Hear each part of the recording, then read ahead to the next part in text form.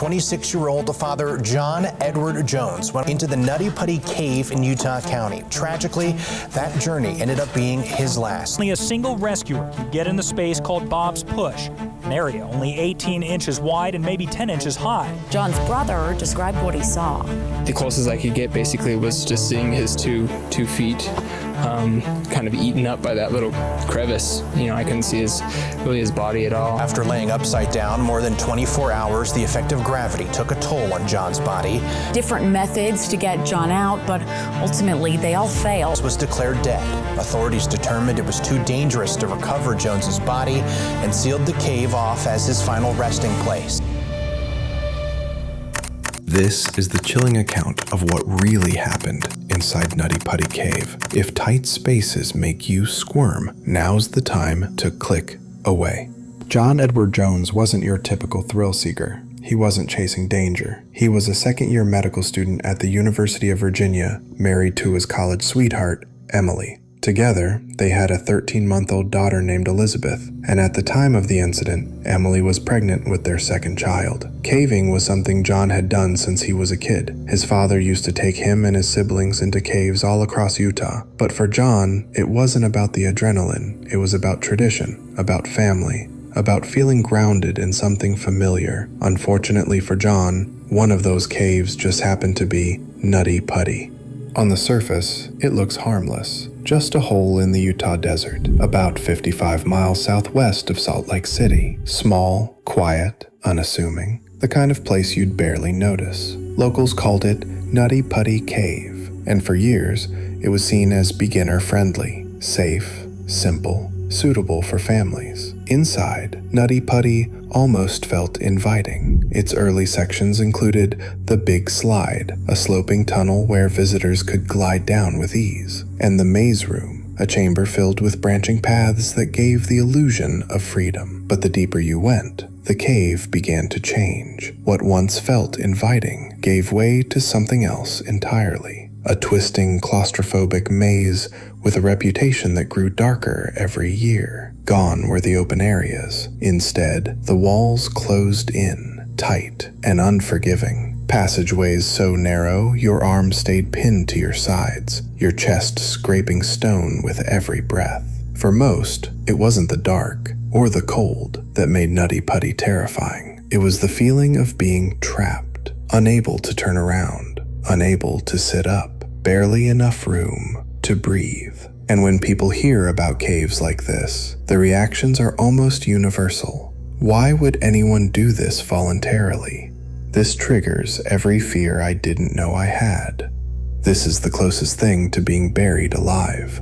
The best thing about caving is that you don't have to do it. These aren't outliers, they're instinct. Because to most people, this doesn't sound like adventure, it sounds like a horror story. Though experienced cavers had mapped much of Nutty Putty, its layout was deceiving. The cave had a way of keeping its most dangerous corners hidden. Between 1999 and 2004, 6 individuals became seriously stuck in Nutty Putty's tighter passageways. All were eventually rescued, but each incident reinforced the cave's growing notoriety. One of the most serious cases came in 2004, when 16-year-old Eagle Scout Brock Clark was lodged inside for nearly 14 hours. For hours, they worked to free the boy, moving him as little as a quarter inch at a time. You literally have to get down on your stomach and crawl. And they tried to pull me out, and it squished my intestines a lot. And freaking killed. And now my hips are all screwed up. It wasn't just a physical struggle, it was psychological. A teenage boy pinned in total darkness, unable to move, relying on rescuers to shift him millimeter by millimeter. Every sound, every breath, magnified by fear. Brock Clark survived, but his story became a warning of just how unforgiving this cave could be. At the time, public concern was growing. Some believed the cave had become too dangerous to remain open. As one online commenter put it, "It's only a matter of time before someone doesn't make it out. This place is a death trap." But not everyone agreed. Others pushed back, arguing that danger was simply part of the experience. No one's being dragged into Nutty Putty. You crawl in because you know the risk, and that's what makes it worth it.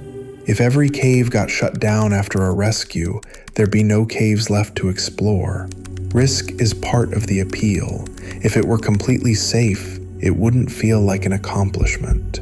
Nutty Putty had become a kind of proving ground for amateur cavers. Dangerous, yes, but not yet deadly.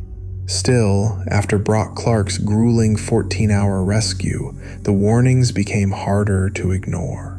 In response to the growing number of incidents, authorities made the decision to seal the cave's entrance with a gate in May of 2006, making it inaccessible to the public. While many supported the decision, believing it was necessary to prevent further accidents, not everyone agreed. Some in the caving community viewed the closure as premature, even overreaching. I think it was kind of a rash decision for them to just close it all at once, one commenter wrote. Just because of the tragedy, it doesn't mean you have to close it down, said caver Daniel Kimball. Even the man who originally discovered Nutty Putty Cave, Dale Green, voiced his disapproval. In his view, only the narrow passage where John became stuck needed to be closed, not the entire cave.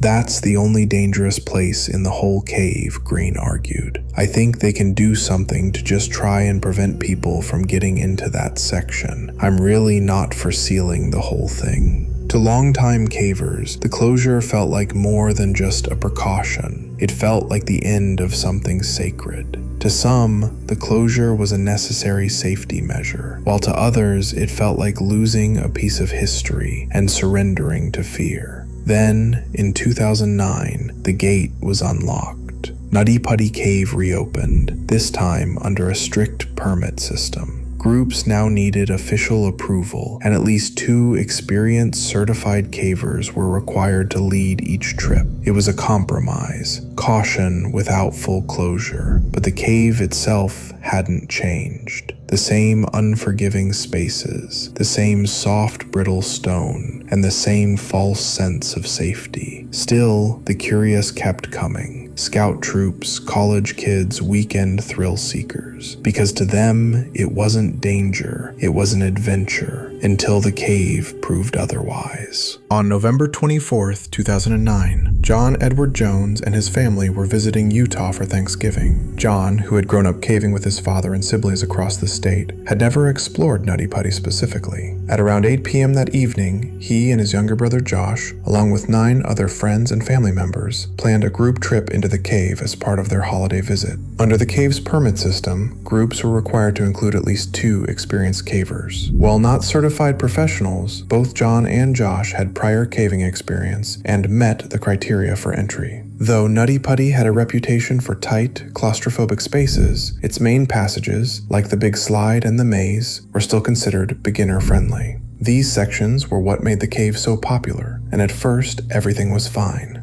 For the first hour, the group stayed in the easier areas. They slid through the big slide, wormed through the maze, and laughed their way through narrow but forgiving chambers. For John, it was familiar. Low risk, high reward. It was about being back home, surrounded by family, doing something that reminded him of his childhood. Before long, John, Josh, and 2 friends set their sights on a well-known challenge inside the cave, a tight, winding tunnel called the Birth Canal. They decided to venture deeper, because if they could squeeze through, it would lead them into a wider chamber on the other side. The Birth Canal was different. It was one of the tightest squeezes in the entire cave system, so narrow that only a few people in the group could realistically attempt it. Most chose to avoid it altogether, and for good reason, but John pressed forward. He had researched this part of the cave beforehand. The passage, while notoriously narrow, was said to open into a small chamber where cavers could stand, catch the breath, and turn around. It was difficult, but it had an exit. He expected a challenge, but nothing he hadn't prepared for. Unbeknownst to John, he had made a critical error. Instead of entering the birth canal, he had unknowingly veered into a different passage. the same uncharted fissure where 16-year-old Brock Clark had gotten stuck 5 years earlier. Later named the Corkscrew, this passage was tighter, steeper, and more dangerous. It was a space so confined that only the smallest and most flexible cavers could pass, and even then, just barely. John and Josh were meant to take the passage on the left, the birth canal. But instead, they entered the path on the right, known as Ed's Push, which fed directly into a far more dangerous route, the Corkscrew. The tunnel stretched about 4.5 meters, or 15 feet, weaving its way through the rock in a series of tight, uneven dips and rises. It wasn't a straight crawl. It forced cavers to contort their bodies into awkward, twisting positions just to make progress. The Corkscrew. It was aptly named, because navigating it required your body to twist and turn like the threads of a screw, tight, spiraling, and unforgiving. Very few people had ever made it through, and those who had were exceptionally small and flexible. 5 years earlier, Brock Clark had gotten stuck in this exact section while attempting to turn around. He weighed about 63 kilograms and stood just 1.65 meters tall. Yet even with his smaller frame, it took rescuers 14 hours to free him. John, by contrast, was significantly larger, 91 kilograms or 200 pounds, and he stood 1.83 meters tall, or just over 6 feet. He was simply too big for the space he'd unknowingly crawled into. John was now in that exact same position, and if Brock, at 63 kilograms and 5'5", had gotten stuck here, John had virtually no chance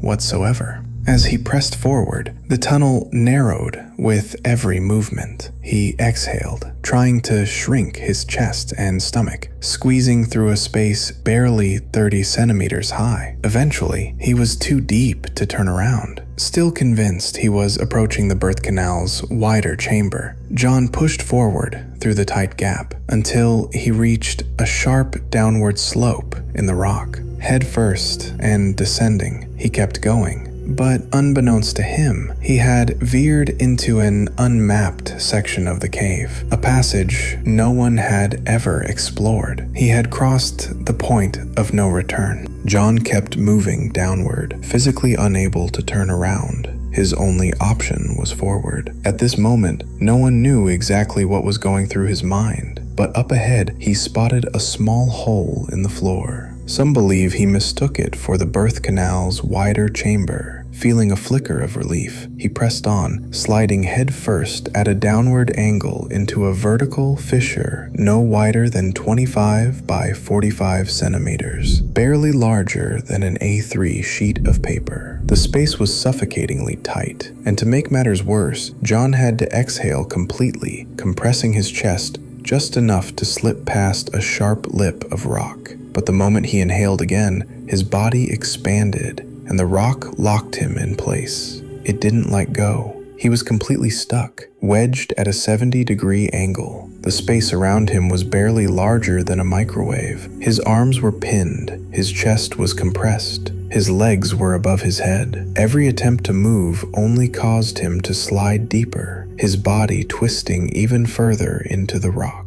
Gravity had now become his enemy. With his torso compressed and blood rushing toward his head, John could only take shallow, labored breaths. Panic set in. Desperate, he began calling out for his brother. At first, 23-year-old Josh Jones thought John was just stuck in a tight spot, something that would later become another funny family story. Their dad had once gotten wedged between two rocks during a childhood trip. He wriggled free and it became one of those stories they told for years. But this was different. As Josh made his way through the narrow passage toward John, a creeping sense of dread began to grow. He squeezed past the tight corkscrew turn, navigating deeper into the shaft, and finally, he was able to see John's legs. That's when the reality hit. The cave hadn't just trapped him, it had swallowed him whole. Seeing his feet and seeing how swallowed he was by the rock, that's when I knew it was serious, Josh later recalled.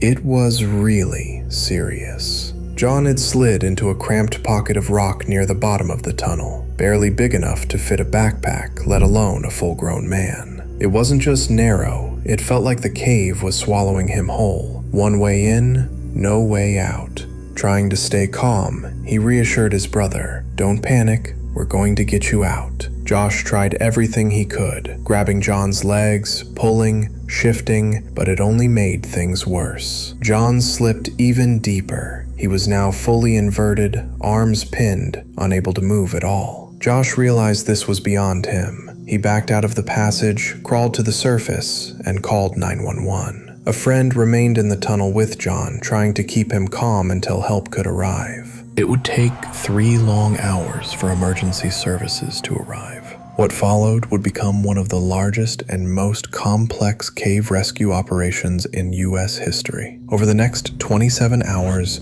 more than 130 personnel would descend into the cave. Engineers, paramedics, seasoned cavers, and volunteers, all rallying behind a single goal: to bring John home alive. At 12:30 a.m., the first rescuer reached John. Her name was Susie Motola, a local volunteer familiar with caving. Unlike John, Susie was 5'3", which made navigating the narrow passageway much easier. She crawled into the cramped tunnel quickly, her ankles secured with a rope so the team above could pull her out if necessary. As she squeezed through the tight space and finally saw John's position, the gravity of the situation struck her. It was far worse than she had imagined. Far worse. Still, Susie kept her voice calm and friendly. She greeted John with a warm smile and reassuring words, telling him he'd be out in no time, that he was going to be okay. "Hi, John. My name is Susie. How's it going?" John, still coherent despite the discomfort, responded softly, "Hi, Susie. Thank you for coming, but I really want to get out." Neither of them knew it yet, but what lay ahead wasn't a quick extraction. It was a grueling, momentum-driven rescue that would stretch on for another 24 hours. Susie got to work immediately. She tried everything she could think of. She attempted to reposition him, tugged at his legs, even cut part of his jeans to free up space. She managed to loop a rope around one of John's legs while the surface team tried gently pulling, but the shaft was too tight and nothing budged. If anything, the pressure only made his position worse. After nearly 2 hours of effort, Susie was physically and emotionally drained. She had to admit defeat. With a heavy heart, she gave John one last word of encouragement, then signaled to be pulled back to the surface. Above ground, a team of experienced rescuers and volunteers worked urgently to devise a plan. Tension was high, but the atmosphere remained composed as ideas were discussed, some desperate, some dangerous. Proposals ranged from breaking John's legs to lubricating the tunnel walls with gallons of oil. Even the use of small, controlled explosives was briefly considered, but ultimately dismissed. The risk of further collapse or serious injury was far too great. Earlier, the first rescuer, Susie, had reached John and tried everything she could to pull him free, but the rock held firm, and John didn't move an inch. Her relentless efforts made one thing painfully clear: brute strength alone wouldn't be enough. The team decided their best shot would be a mechanical pulley system, a method that had saved trapped caver Brock Clark 5 years earlier. To set it up, metal cams were drilled into the cave walls to anchor the system. A rope was threaded through the cams, then attached securely to John. When the time came, a team of rescuers at the surface would pull together, using the pulley to apply much more force than any one person could manage. This setup would allow rescuers to apply significantly more force, but the plan also involved drilling away some of the rock surrounding John to widen the space and reduce resistance. And that brought new complications. John was trapped more than 150 meters, over 500 feet deep inside the cave, and the passage leading to him was extremely narrow. Only one person could move through the shaft at a time, and each trip, whether to deliver tools or assist in rescue, took nearly an hour. Worse still, only small handheld equipment could fit through the tight, winding tunnel. Once rescuers began drilling, progress slowed again. The rock wasn't breaking away fast enough, and the fragments that did come loose were difficult to safely remove. To make matters worse, some debris began falling back down onto John. It added new hazards to an already fragile situation.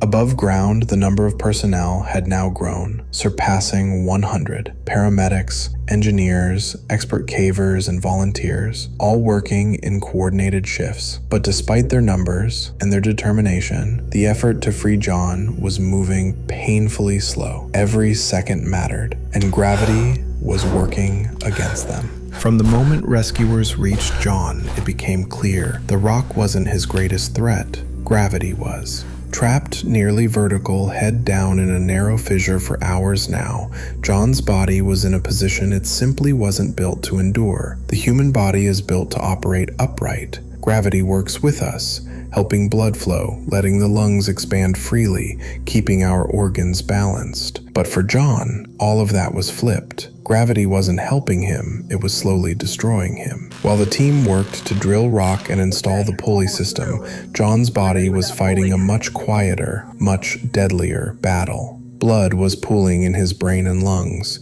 His heart, working against gravity, was under enormous strain. Breathing was growing more difficult with each passing hour. When trauma physician Dr. Doug Murdoch arrived and learned John had been upside down for hours, his assessment was grim. Your body isn't set up to do that, he warned. The entire system starts to fail. In his experience, someone in John's position might have 8 to 10 hours before major organ failure. John was already beyond hour 6. Soon after, rescuers noticed a disturbing noise coming from John's chest. A wet, rattling sound. It was a sign that fluid was beginning to fill his lungs. The team's focus shifted. They had to get him upright and fast, but progress was slow. The narrow shaft didn't allow for leverage. John's legs couldn't bend around the curve, and the same rock he'd exhaled to slip past was now catching against his chest. Every upward pull was met with resistance, and the more they pulled, the worse it got. One official later described it bluntly, the worst possible place to be stuck. And as gravity kept pressing down, time kept slipping away. As the hours dragged on, John's condition worsened. He had now been upside down for over 12 hours, well beyond the point of physical safety. His body was deteriorating, and so was his mind. At this point, Susie, physically exhausted from her earlier efforts, was replaced by another rescuer, Ryan Schertz. Calm and reassuring, Ryan took over operations inside the shaft. He brought Gatorade to help rehydrate John, gently loosened tangled ropes, and, most importantly, offered comfort. He spoke to John softly, trying to keep him grounded in reality as his thoughts began to fragment. John's speech had started to change. His voice became nasal, his breathing shallow. Confusion was creeping in. At one point, he looked at Ryan and asked, disoriented, "Why did you put me here?" A heartbreaking sign that he was beginning to hallucinate and mentally detach from reality. Recognizing the emotional toll on John, the rescue team made a critical decision. He didn't just need medical aid, he needed hope. Engineers worked quickly to install a wired two-way communication system into the cave, snaking a cable through the narrow tunnel down to John's position. Soon after, John was finally able to speak directly with his wife, Emily. It was one of the most emotional moments of the entire ordeal. From the surface, Emily's voice crackled through the line, "I love you. Just keep fighting." John, still lucid in that moment, responded with heartfelt emotion. He talked about their daughter, about seeing them again. "I'll be out of here soon," he promised. "I'll be out of here soon." For those few minutes, despite the darkness, the pain, and the crushing pressure of time and gravity, John wasn't just a victim of the cave. He was a father, a husband, and a fighter, clinging tightly to what mattered most. After 19 grueling hours, at 4 p.m., the pulley system was finally in place. A team of 8 rescuers gathered at the surface, ready to execute the most coordinated lift attempt yet. Deep below, Ryan Schertz remained with John, guiding his body as the team above slowly began to pull. Progress came. Inch by inch, John's body shifted, rising ever so slightly through the narrow passage.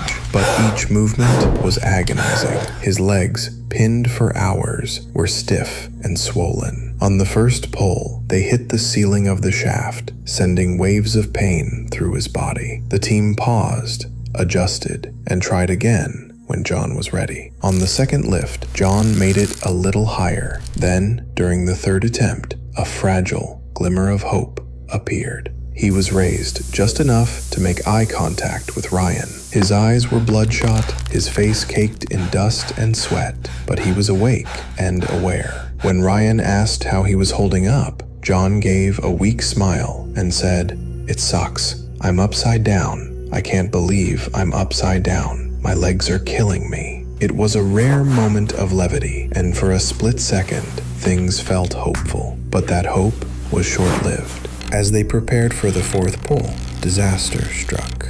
The rock above the fissure, already weakened from drilling, suddenly gave way. A bolt anchoring the pulley system tore free from the cave wall. In an instant, the system failed. A carabiner under immense tension whipped backward and struck Ryan in the face, knocking him unconscious. Worse still, without tension on the rope, John's body suddenly dropped, slamming hard against the rock. The sound of his weight crashing back into the crevice was brutal. In a moment, all their progress was undone. He was now wedged even deeper, his body compressed, his position more inverted than before. Circulation to his legs was nearly gone. Blood surged back to his head. His chest struggled to rise. There was no room to breathe, no room to breathe. Chaos followed. With Ryan injured, his father, Dave Schertz, stepped in to take his place. Though deeply concerned for his son, Dave knew there was no time to waste. He pushed forward, determined to confirm that John was still breathing. As he attempted to secure a rope around John's waist, he realized instantly the cave wasn't going to give John up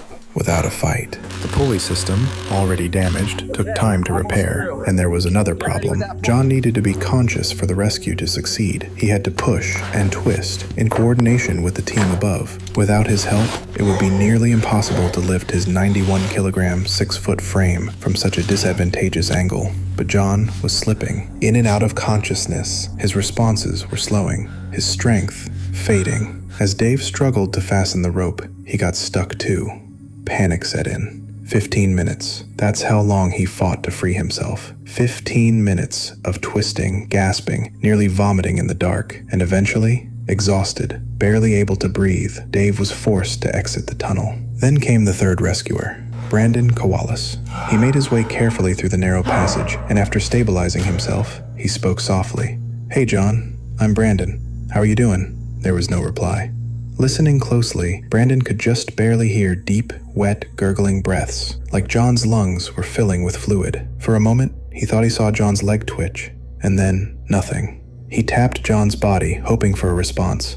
There was none. John was now fully unconscious. Brandon, who weighed just 57 kilograms or 125 pounds, understood in that moment just how hopeless the situation had become. Even for someone his size and stature, getting through the corkscrew had been an exhausting challenge. But John was bigger, 91 kilograms, over 6 feet tall, and now completely limp, unable to move, unable to help in any way. Extraction wasn't just difficult anymore, it was physically impossible. Up on the surface, Emily Jones was informed of the situation. Though shaken, she clung to hope. Refusing to believe her husband was beyond saving, she continued speaking to him through the radio, hoping her voice might somehow bring him back. In one of her final messages, she said softly, "I know you've been pushing so hard for so long. Why don't you rest for a minute and take a break, and then you can push again." Her words echoed through the tunnel, holding back the reality that everyone feared, but hadn't yet confirmed. Brandon backed out of the passage, and a medic was sent in to assess John's condition. Navigating the tight tunnel in silence, they crawled toward the motionless body. The cave had fallen still. No voices, no movement, just the weight of dread settling in the rock around them. The medic reached John, checked for signs of life, hoping for something, anything, but there was nothing. At 11:52 p.m. on Wednesday, November 25th, 2009, John Edward Jones was pronounced dead. When Emily received the news, she was in disbelief. She couldn't understand how her husband could have died from something that seemed so simple. She questioned the pulse taken from the leg and pleaded with rescuers to keep trying. Eventually, officials were able to calm her, assuring her that every possible effort had been made and that they would now focus on bringing John's body home. But that, too, would prove impossible. Though plans were drafted, some of them grim, some physically extreme, the cave's layout made retrieval unfeasible. Even without the immediate threat of collapse, John's body was wedged in a space so tight,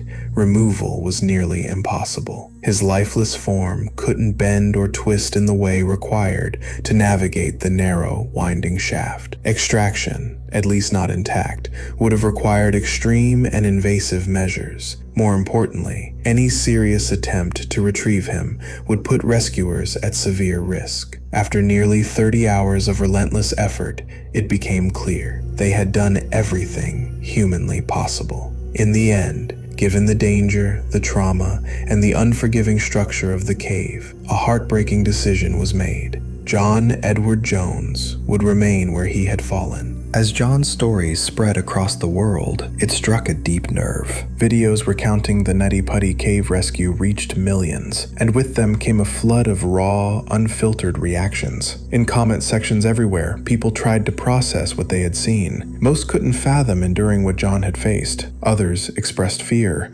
admiration, and a deep, haunting empathy. One by one, their voices echoed, "I don't understand how anyone does this for fun." The moment they said upside down, I felt sick. I could never do it, but he was so brave. These weren't just comments. They were proof that John's story reached far beyond the cave. He reminded people what it means to be human, how fragile life is, how strong love can be, and how courage often looks like holding on just 1 minute longer. John Edward Jones died deep beneath the earth, but his story didn't end there. In the days following his passing, the world learned of the extraordinary efforts made to save one man, a husband, a father, a brother, a friend.